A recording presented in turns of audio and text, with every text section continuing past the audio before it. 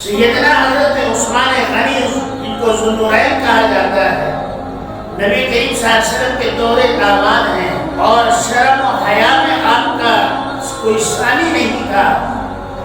जब वो किसी कब्र के पास से गुजरते तो इतना रोते कि आपकी दाढ़ी मुबारक तर हो जाती।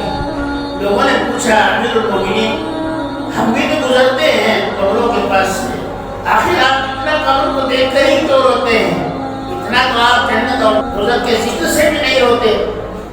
फरमाया कि हाँ, उसकी वजह यह है कि मेरे आका ने फरमाया कि कब्र या तो जन्नत के बागों में से एक बाग है और या नहीं तो दोज़ख के घरों में से एक गड्ढा है।